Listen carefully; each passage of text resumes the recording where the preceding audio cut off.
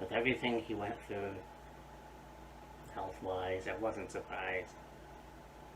I just didn't know how it would affect his music career. He still did music.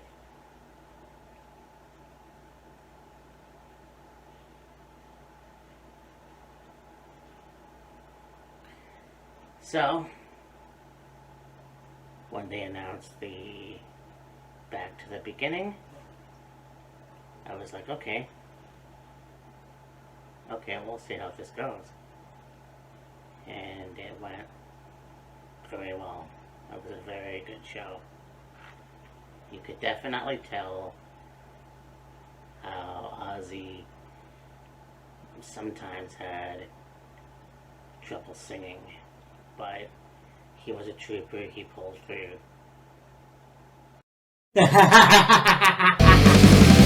She said, she'll take me anywhere, she'll take me anywhere, as long as she stays with me. She said, she'll take me anywhere, she'll take me anywhere, as long as I stay queen. Kiss, kiss, mother's lips, kiss, kiss, mother's lips, kiss, kiss, mother's lips, kiss, kiss, mother's lips, kiss, kiss, mother's lips. Hey, Matt here, and yes, hopefully my volume is up for this video, because it is 1 year that we lost Ozzy Osbourne, and kind of remember the day where they were going to announce this whole festival in Birmingham, England, and thinking, I wonder if this is going to be kind of like a celebration of life. Knowing that Ozzy was very sick and didn't know one day to the next how long he was going to have, and to have all these bands perform for him, Metallica, Tool, Guns N' Roses. You know, you had a lot of them show up and play their heart out. Hellstorm, David Draymond, and so on and so forth. Now, last year they said there was going to be, I guess, Back to the Beginning in theaters, but I haven't heard anything, so I'm not sure about that. It should be DVD. It's one of those things where you go, as a fan, it's kind of, well, to me it wasn't shocking, because I knew that Ozzy was not well, and I thought that I don't know how long he was gonna last. It wasn't a good year anyways, so it was like, yeah, who knows. And then, as it was, a week later, or whenever it was, a year ago today, Ozzy had passed away, and it was, in my opinion,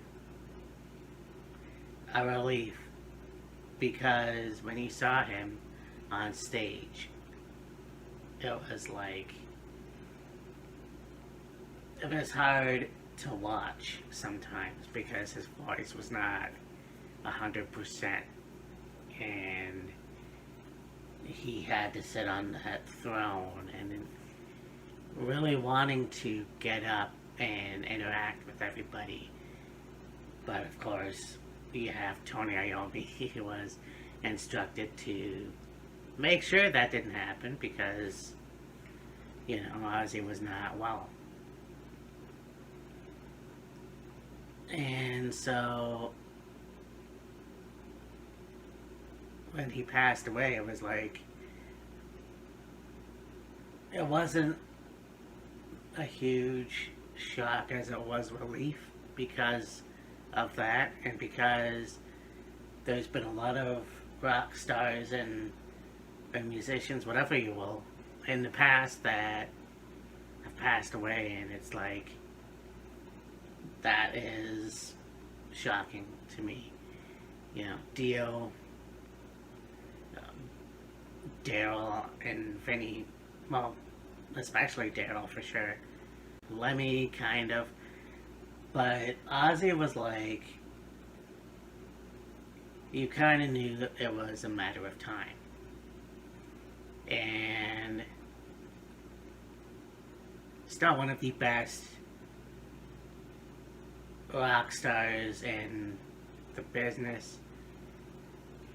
If, you know, it wasn't for Ozzy, there would be no heavy metal. There might still be hard rock or acid rock as it is.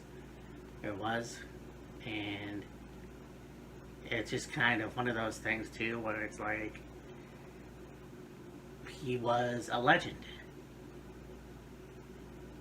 And that will never go away. And I know that I believe that there is a statue in Birmingham of Ozzy, which I think is awesome. There's definitely a shrine. But somebody who will never ever be forgotten. And yeah, just kind of waiting for that DVD, but watching back to the beginning was pretty cool.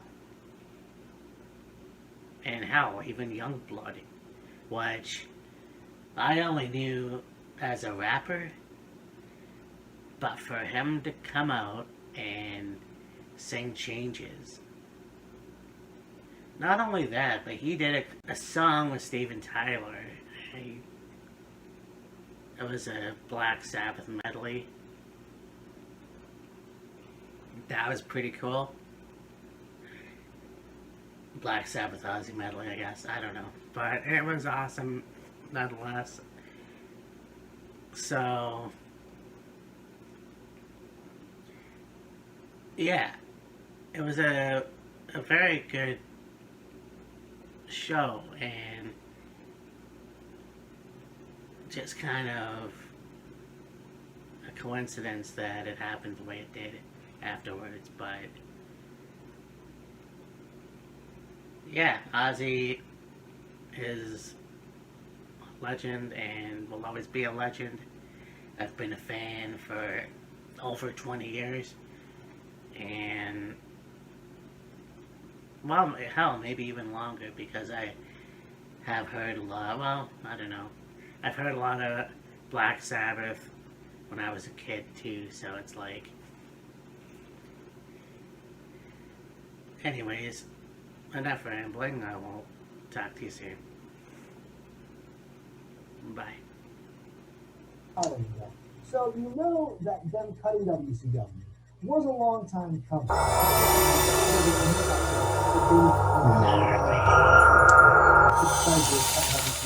don't think that's the case at all. If you look at some of his earlier interviews,